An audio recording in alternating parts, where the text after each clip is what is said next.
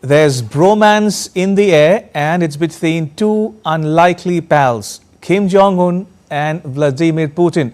But it has upset some, including, guess who? Xi Jinping. The Kim-Putin bromance is the subject of much discussion and speculation.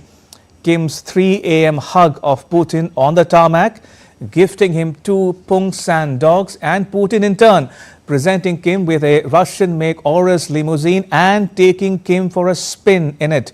These carefully choreographed appearances project a sense of camaraderie and bonhomie at a time when the region and the world is buffeted by multiple crises. The friendship between the 40-year-old supreme leader of North Korea and 72-year-old Russian leader upsets a delicate balance, a careful equilibrium that Xi Jinping has sought to cultivate and maintain in the region. Specifically, the signing of a new mutual defense treaty between Moscow and Pyongyang is problematic for Beijing at many levels.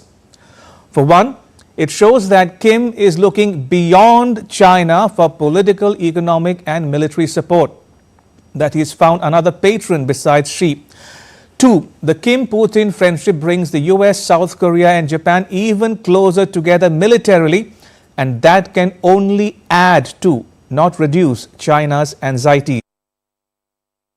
3, Xi would be wary of creating a perception of an alliance among China, Russia and North Korea for fear of drawing in the superpowers into a direct confrontation. And 4, with ASEAN countries such as the Philippines staring down China in the contested waters between them, Xi runs the risk of losing friends and allies faster than he can say Jack Robinson.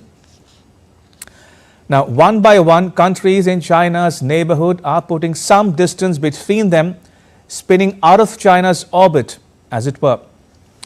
On 11th November, Kim ratified the treaty with Russia, 2 days after Putin did the same.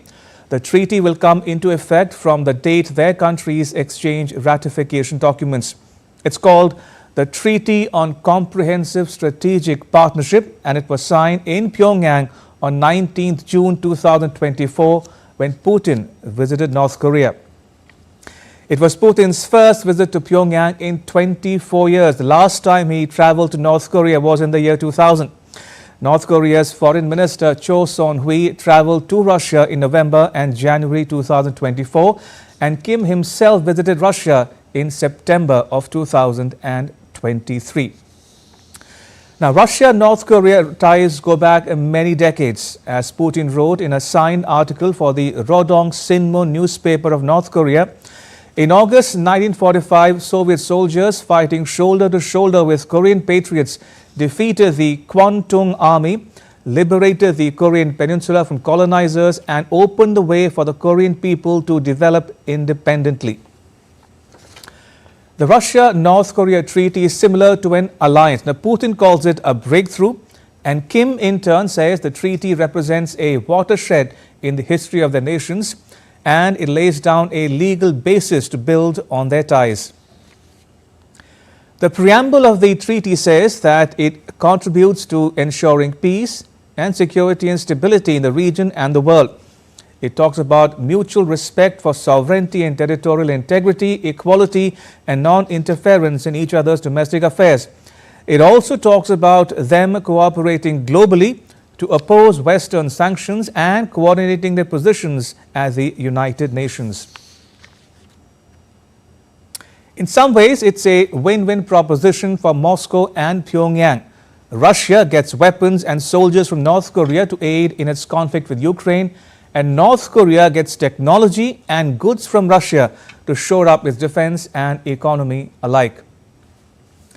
The June 2024 treaty builds on the treaties that North Korea signed with the then Soviet Union in July 1961, and another with Russia, the successor state to the erstwhile Soviet Union, in February of 2000. Now, the 1961 document was called the Treaty on Friendship, Cooperation and Mutual Assistance.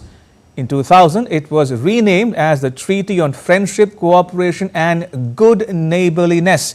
The words good neighborliness replaced mutual assistance. The 1961 treaty resolved to extend assistance and support to one another in the event of military attack upon either of the contracting parties by any state or coalition.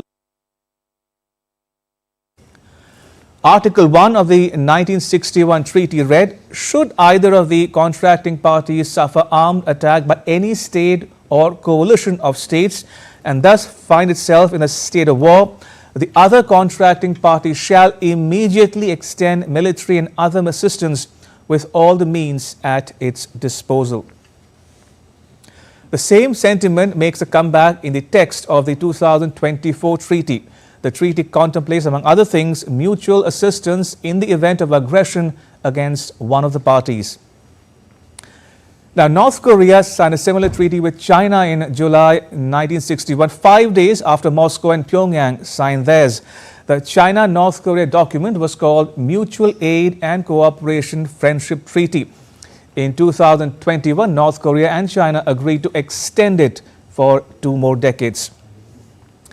A quick word about North Korea-China relations. North Korea depends on China for essential goods such as food, clothing, fertilizer, machinery and construction materials. But the relations seem to have entered a rough patch. North Korea has signaled its frustration with China over what it perceives to be a lack of diplomatic and economic support. In July 2024, North Korea stopped its state TV broadcast from a Chinese satellite and started using a Russian one, a move that was viewed as a sign of the waning influence of North Korea's largest trading partner. In the month of May, North Korea rebuked China by condemning a joint statement issued by China, Japan and South Korea, which committed to denuclearization of the Korean Peninsula. That's not all, there's more. Take a look at some other moments of friction in their relationship. Over the past year, Beijing has cracked down on North Korean smuggling and restricted the sale of North Korean seafood in China. According to the Korea Times newspaper published from South Korea in July 2024, Beijing demanded that Pyongyang recall tens of thousands of North Korean workers from China so that China could comply with UN Security Council Resolution 2937, which called for repatriation of North Korean workers. China riled North Korea by joining international sanctions against Pyongyang's missile and nuclear weapons programs in 2006. Pyongyang apparently conducted its first nuclear test in 2006 without consulting Beijing. China claimed that the nuclear test violated a treaty between them that requires them to consult with each other on all important international questions of common interest. And last but not the least, relations between China and North Korea hit a low point in 1992 when China formally established diplomatic ties with South Korea against North Korea's wishes. Now, some commit the mistake of imagining North Korea as a satrap of China or a vassal state. But North Korea has shown time and again that it will guard its strategic autonomy. And the latest Russia-North Korea treaty is emblematic of just that. An article written by 2 South Korean scholars in the Foreign Affairs magazine of the US says the proximity between Kim and Putin has quote-unquote irked China.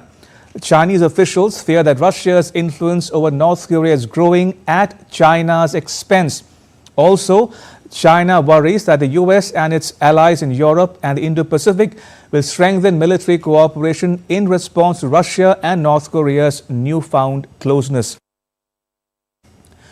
A similar article published by US think tank Carnegie Endowment reads, just as in Washington, the prospect of the North Korean leader bolstered by Russia and engaging in even more provocative activities is likely to be a source of concern for China's leadership. Beijing is wary of strengthening security ties between Tokyo, Seoul and Washington and rejects the concept of the China, Russia, North Korea Northern Triangle for fear of encouraging closer US, Japan, South Korea or Southern Triangle collaboration. But, and this is an important but, despite signs of tension between the two countries, North Korea-China ties have not floundered.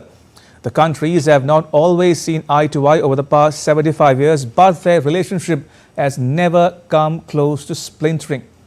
Now, one reason is that nearly all of North Korea's trade is with China. In 2023, China accounted for 98% of North Korea's volume of trade. The new treaty between North Korea and Russia does expand trade between them, but it does not necessarily reduce Beijing's leverage over Pyongyang. Not just China, even the US has voiced its concern over the burgeoning ties between Moscow and Pyongyang. The US and its allies in the West believe that there are at least 10,000 North Korean soldiers in Russia today. Ukraine's leader Vladimir Zelensky calls it a new page in instability in the world. Many of the North Korean soldiers are deployed in Russia's Kursk region, which has been partially occupied by Ukraine. But neither Russia nor North Korea has confirmed or denied these claims. Putin issued a veiled warning to the West when he said that the Russian Federation does not rule out developing military and technical cooperation with the Democratic People's Republic of Korea in response to the US and its NATO allies supplying long-range, high-precision weapons, F-16 aircraft and other technology-intensive arms and equipment for attacking Russian territory. But US diplomat Bonnie Jenkins has said that Washington, D.C. does not have anything definitive in terms of nuclear technology going from Russia to North Korea, but it does worry about the developing relationship between the two countries. Clearly, Xi Jinping is sitting on the horns of a dilemma.